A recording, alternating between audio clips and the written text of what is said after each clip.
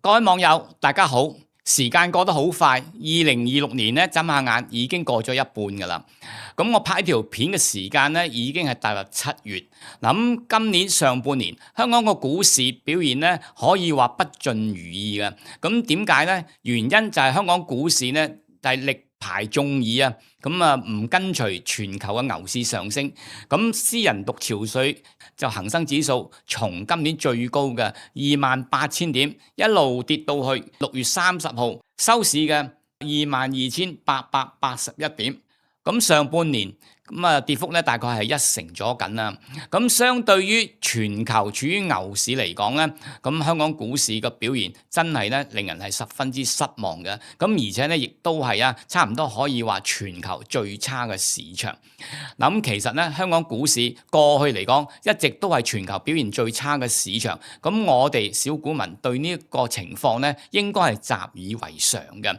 咁但係今次有所不同嘅地方就係原因係大家對呢一個市場對香港股市較早之前嘅回升咧，大家都抱以一個相當大嘅期望，以為香港真係可以咧就係扭轉頹勢，可以咧一陣雄風。但係大家而家可以發現到啦，原來香港嘅股票市場講得難聽啲，真係死性不改。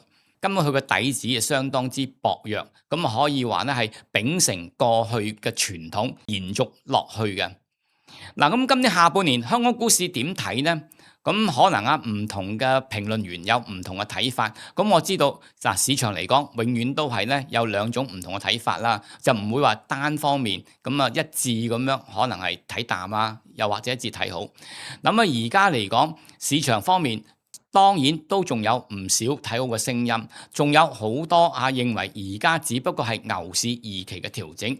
同埋佢哋亦都講牛市二期嘅調整，往往咧個跌幅相當之大，令人咧誤以為熊市再臨。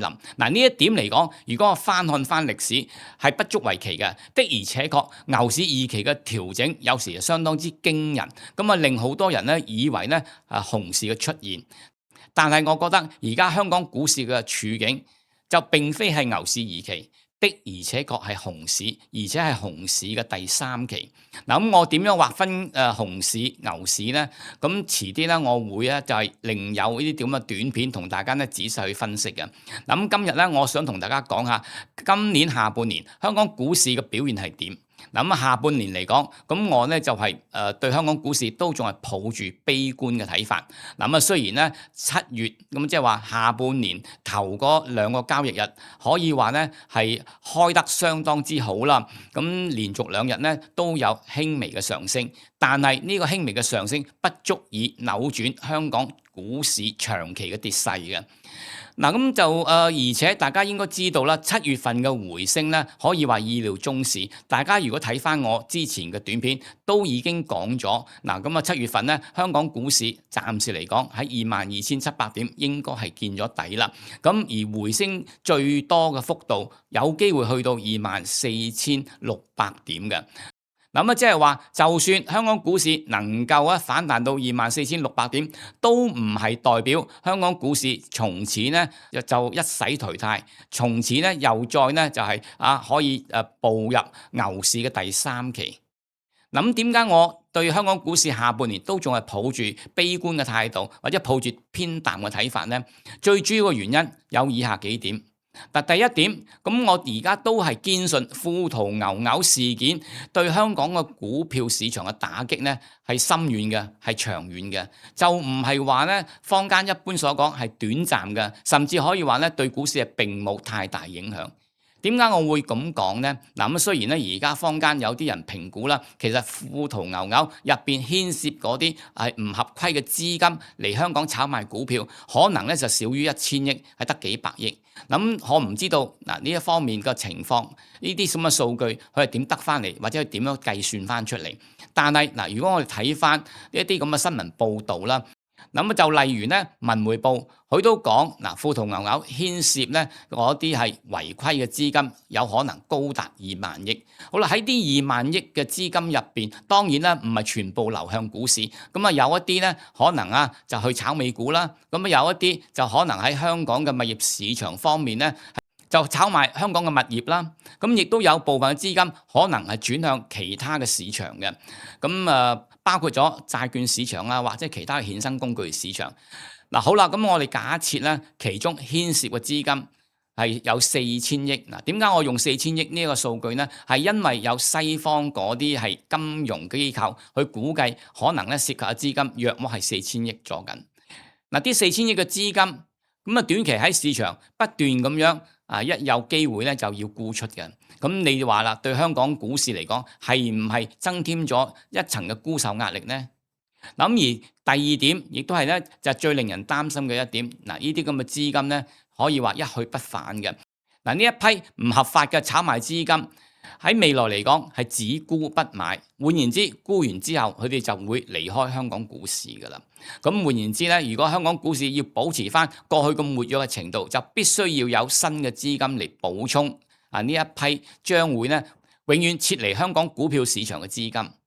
咁好啦，咁如果大家再睇翻啦，咁雖然香港而家咧有好多即係財經方面嘅利好消息啦，包括咗家族基金喺香港係越嚟越多，同埋咧香港亦都係咧就超越咗瑞士，成為全球財富管理係第一位。咁但係大家會見到嗱，呢啲咁嘅利好消息，或者咧呢啲咁嘅資金嚟到香港，香港嘅股市有冇受惠到呢？係冇嘅。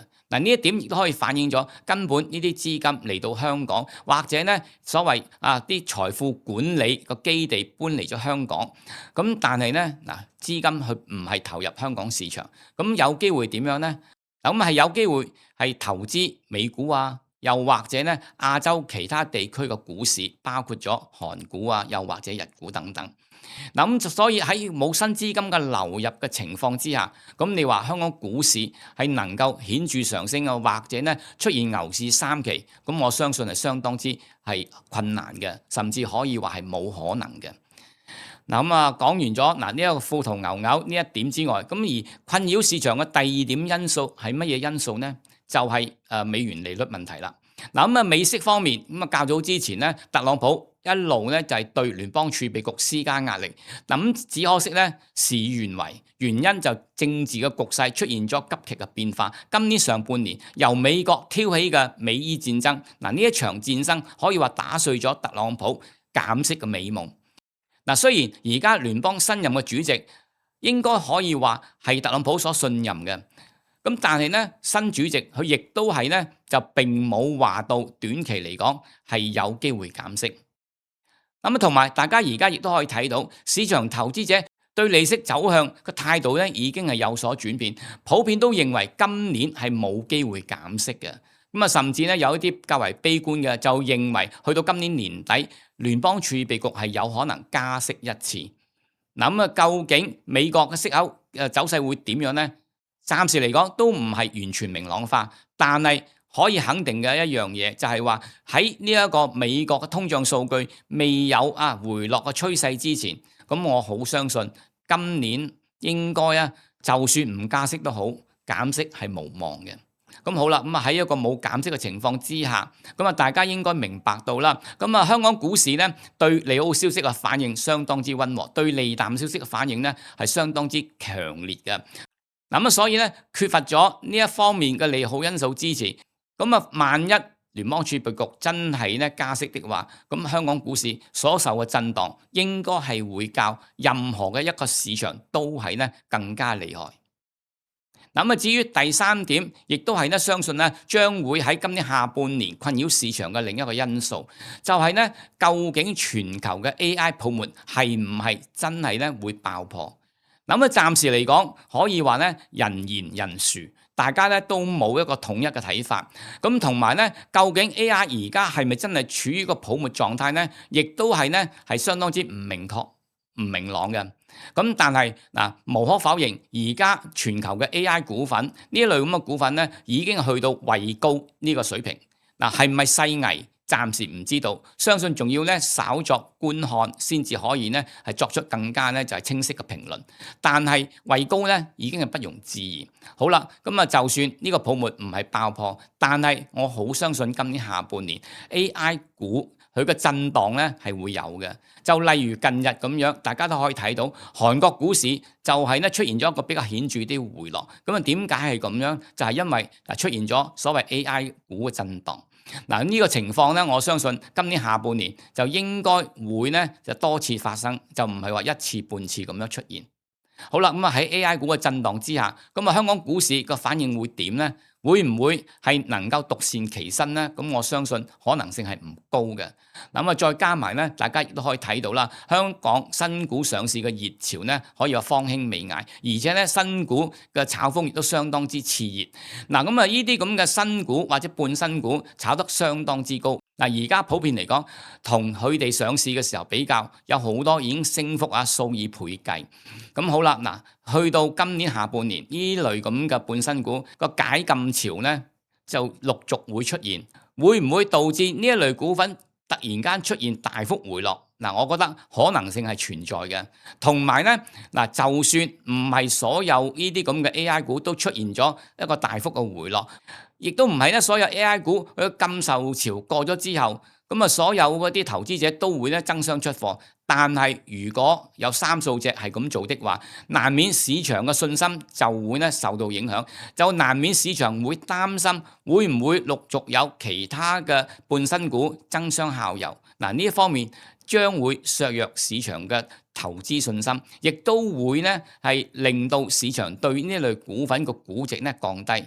所以AI 股禁售潮嘅出現，我好相信喺今年下半年對市場嚟講應該利淡多於利好。好啦，而家香港股市回落到呢個水平。大家會睇到咧，嗰個市盈率約莫係10到11倍之間。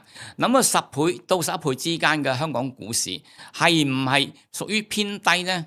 可以同你講，未去到偏低水平。如果偏低水平的話，咁恒生指數唔排除呢，仲可以再有大概呢就係1-2成嘅跌幅。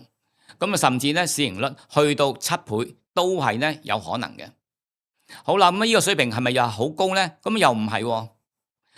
如果個市場嗰個信心恢復，其實香港股市嘅市盈率係可以咧，就上翻去13-14倍，甚至更加高嘅水平都可以。但係我就睇唔到而家市場有咁嘅信心，亦都睇唔到而家市場有好多資金可以將香港股市嘅估值推翻上去呢個水平。整體嚟講，我就覺得今年下半年個市場方面，如果有利淡消息嘅出現，有利淡消息入市，恒生指數唔排除真係可以見到20,000點呢個位嘅。好啦，假如冇乜利淡消息嘅，市場真係可以呢，就係因為較早前嘅拋售而出現咗回升。回升幅度多唔多呢？我可以同大家講，我好相信升極係有限嘅。你話28,000點可唔可以見到呢？我相信喺目前嚟講係比較困難啲嘅。換言之咧，投資策略方面喺今年下半年，投資者係應該係後高沽貨，同埋咧後高沽空，就更加勝於咧喺市場後低買入，就更加勝於咧將資金繼續投入香港股票市場。多謝各位。